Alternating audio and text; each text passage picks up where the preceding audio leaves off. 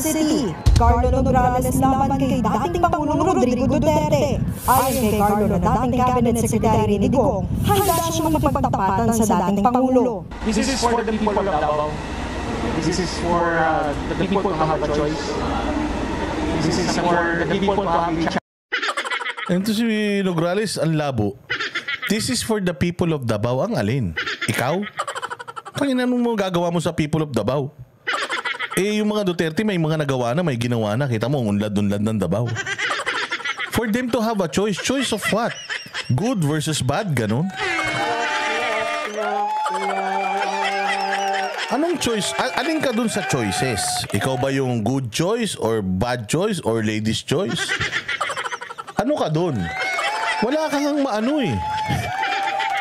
Sir,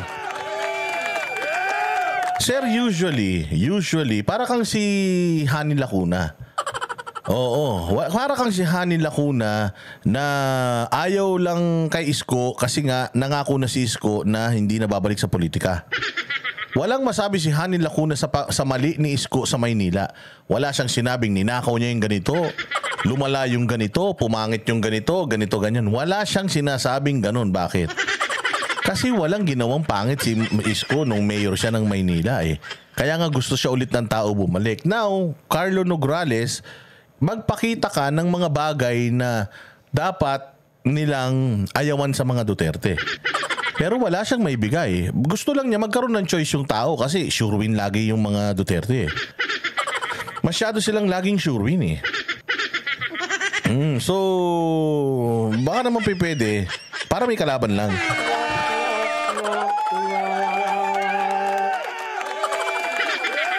Ito yun, Nograles, wala ka pa nagawa sa buhay mo. Tapos puta, gusto mo agawin yung Davao sa mga Duterte. Puta, ragis yan. Ang kalaban mo si PRRD. Namatay na lang yung tatay mo, hindi pa nanalo kay PRD yan. Tatay mo nga, wala nagawa. Speaker of the House eh. Ikaw pa kayang buwisit ka.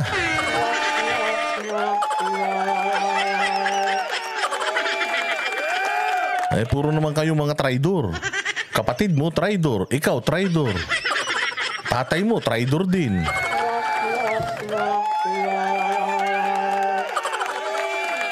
So, anong choice ang ibinibigay? Anong meron ka na may i-offer na wala sa mga Duterte bukod sa betlog mo?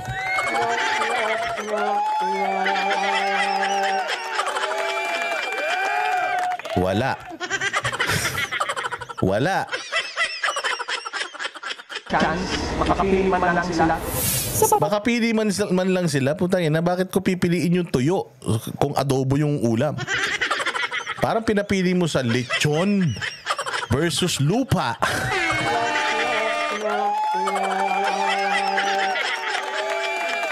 So, kaya ako tumatakbo para lang may pagpipilian sila. Ibig sabihin, Nograles, wala kang gagawin sa gobyerno.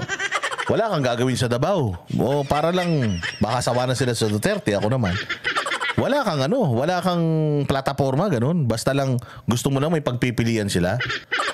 Tangin na, natulugan lang sana.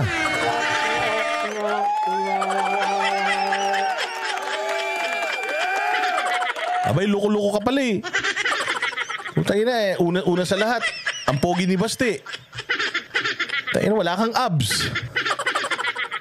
Tsaka, ang pangit ng buhok mo. Pang first honor, nakasalamin ka pa. Kamukha mo si Nobita.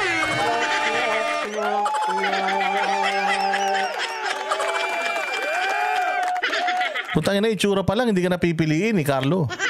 Pangalan mo pa, Carlo.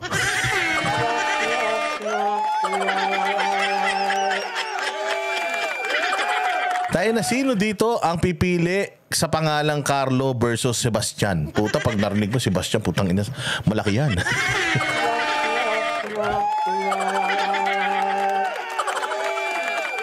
Di ba? Oh, ikaw, sino sa inyo? Oh, putang ina, Carlo.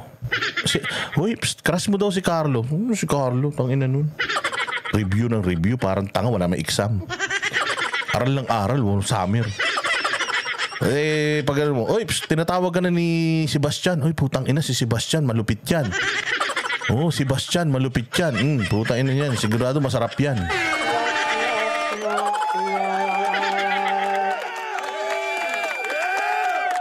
pangalan pa lang eh. Talo ka na eh. Tsaka punyeta. Ang kalaban mo si PRRD naging presidente ng Pilipinas, binoto nga yun ng 16 million. Putangin na niyan. Ikaw pa kaya?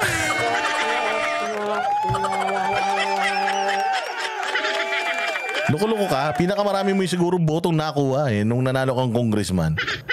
Baka wala pang 200,000 hayop ka. Tapos putang ina, nalabanan mo naging presidente ng Pilipinas, nagpagawa ng subway. Nagpagawa ng maraming mga kalsada sa buong Pilipinas. Tumalo sa mga NPA. Putas, sinalba ka nung COVID. Siguro kung si Marcos ang presidente ng COVID, baka patay ka na.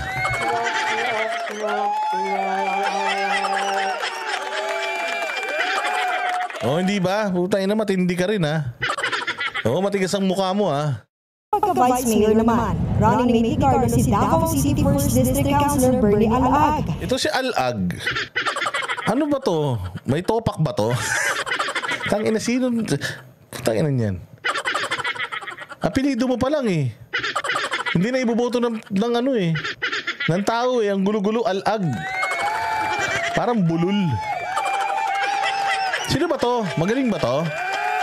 Oy, Sulay Woman, sumagot ka nga. Oh, Sulay Woman, magaling ba to? Kasi kung magaling to,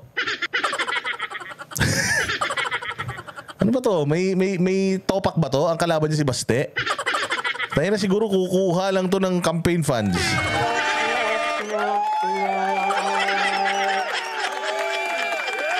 Traidor din ang pamilya nito. Corrupt na konsihal ito. Talaga ba? Ay, lakas Ang pangit eh.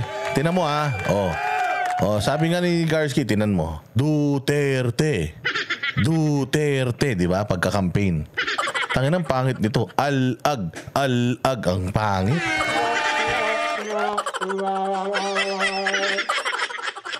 Alag. Tangin niya, mabubulol kayo dyan. Sagwa.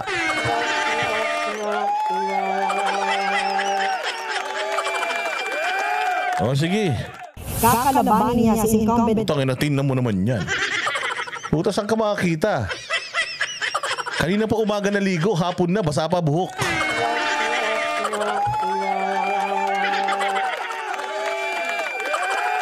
Dahil saan ka makakita ng kandidato na parang Lego? Yung buhok parang Lego, putya, hindi gumagalaw. Nakadikit sa anit yan. Tay, buhok pa lang ulam na. Lalo na pag nakita mo yung braso, kita mo naman yung braso. Tay na parang ididikit ka sa kisame.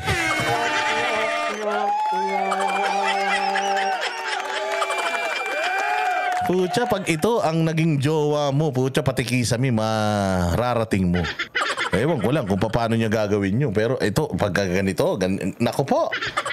Sabi ko nga sa inyo, pagka mga ganyan itsura, sigurado, panalo ka.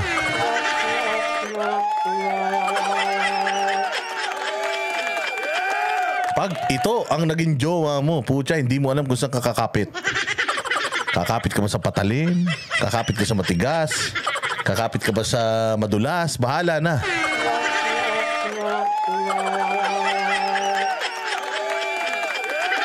Iniisip nyo na naman.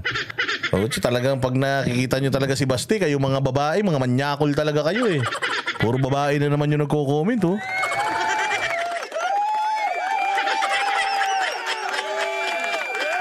Oh, pucha, di ba? Gusto ng mga chicks yan, medyo bad boy. Oh, sige. Ayun na, sige, ang mga laway nyo. Oh, sige, diretso. Mayor Baste Duterte, na running mate naman ang kanyang ama. Maging... Tayo na, ito na. Si Pulong versus si Ilong.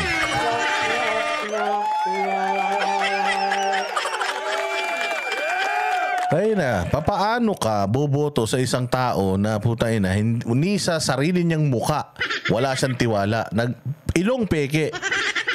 Pucha, ibig sabihin pati ugali niyan peke. Kailangan proud ka kung ano itsura mo. Ako nga, inaalok ako ni Vicky Bello na paputiin ako eh. Sabi ko, ayoko.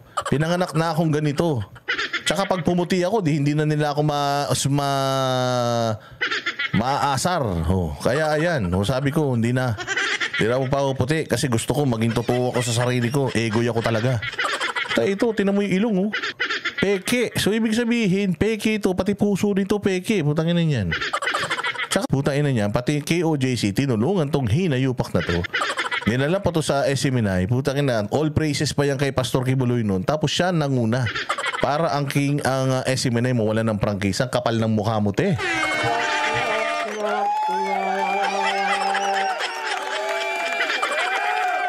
Ang kapatid ni Carlo na si Congresswoman Migs Nograles tatapatan si re-electionist Congressman Paulo Duterte. Ay, nakita mo naman si Paulo. Kaya na parang aanakang kan 16.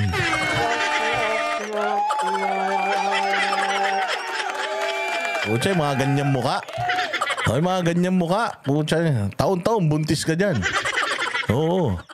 Para sa pagiging first district representative ng Davao City. Handa na ba riyan si Migs? Personally, handa na po ako dito after one term as PBA Party List Representative. Nag-ikot-ikot naman ako. Nakita nyo naman and I'm ready to take on this new role. Samantala, ilang Pal na mukha mo. Tayo parang mananalo ka, ha? Ready to take on this new role? Ulul. Manalo ka muna. Ready ka na, pero yung tao hindi pa ready sa'yo.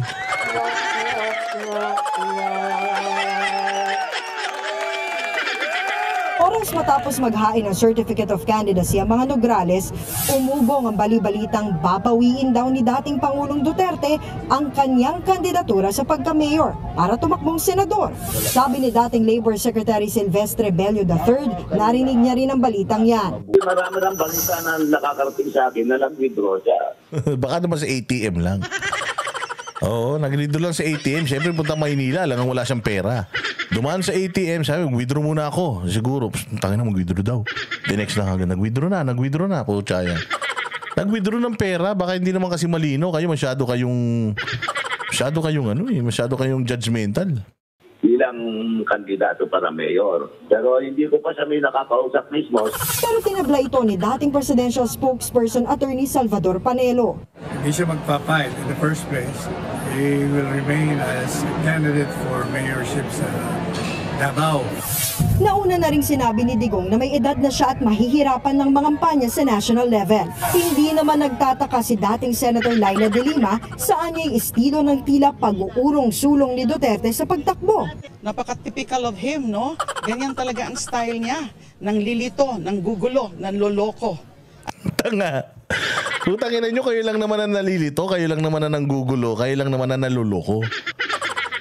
Kami kilala na namin si PRD, alam na namin yung galaw niya. Tanginan nyo kasi yung buhay ninyo, dinivote nyo na sa pagbabasa kay PRD. Puta, hindi nyo pa rin siya makuha hanggang ngayon. Puta, hanggang ngayon pinaglalaruan niya pa rin kayo. Imaginein mo, hindi na siya presidente, Leila de Lima. Hindi na siya presidente, puta, hanggang ngayon pinaglalaruan niya pa rin yung puso mo. Ibang klase talaga mga Duterte, ha? Ano ba talaga? Ano ba talaga ang pakay niya? Pakay mo. Wala kang pakialam. Puta, hindi ka nga niya asawa eh. Si Hanilet nga hindi nagtatanong sa kanya, ikaw pa. Nang tanungin ng COMELEC kaninang pasado 2:00 ng hapon, wala raw silang natanggap na update tungkol sa pagbabago ng kandidatura ni Digong.